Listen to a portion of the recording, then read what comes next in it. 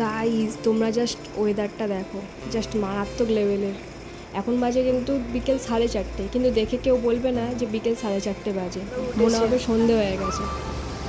আর এই গরমের দিনে যদি এই রকম ওয়েদার থাকে তো আর মানে কিছু বলার নেই।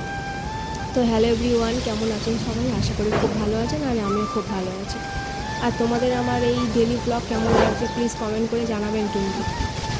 এবার ঝড়টা তো হলো, তার মধ্যে বৃষ্টিও চালু হয়ে গেছে, আর বাজও খুব পড়ছিল।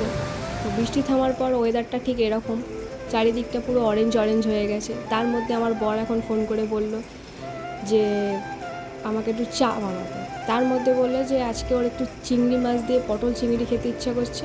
তো ও চলে গেছিলো বাজারে, তো আমি জানি ও আসবে তারপর চলে গেল বাজারে। তো আমি এখানে চা করলাম, এবার ও নিয়ে এলো মানে চিংড়ি মাছ। তো বললো গরম ভাত দিয়ে আর পটল চিংড়ি দিয়ে ও ভাত খাবে। তো আমি এখানে ভাতও বসিয়ে দিয়েছি।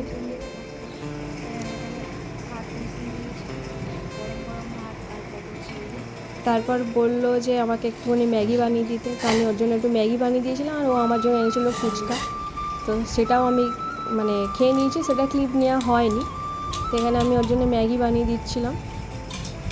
তো এখানে আমার ম্যাগিটাও রেডি হয়ে গেছে।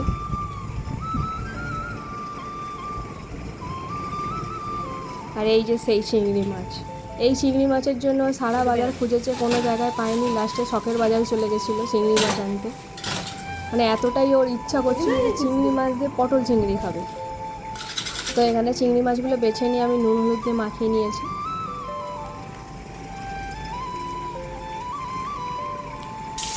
তারপর এখানে পটল আর আলুগুলোকে একটু হালকা ফ্রাই করে নিচ্ছিলাম।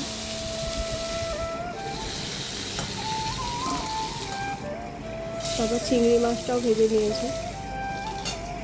তো এখানে ফোড়নে দিয়েছিলাম শুকনো লঙ্কা আর গোটা জিরে, তার মধ্যে পেঁয়াজ কুচিয়ে দিয়েছিলাম, আর বাটা মশলার মধ্যে দিয়েছিলাম হচ্ছে কাঁচা লঙ্কা, আদা রসুন পেস্ট, আর একটু কাজু বাদাম।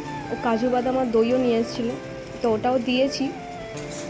দিয়ে ভালো করে কষিয়ে নিয়ে এখানে পটল চিংড়িটা মানে ঢেলে দিলাম। তো ভালো করে কষিয়ে নিয়ে একটু জল ঢেলে দিয়েছি, তারপর চাপা দিয়ে। তো এই যে আমার রেডি পটল চিংড়ি। তো কেমন হয়েছে প্লিজ কমেন্ট করে জানাবেন।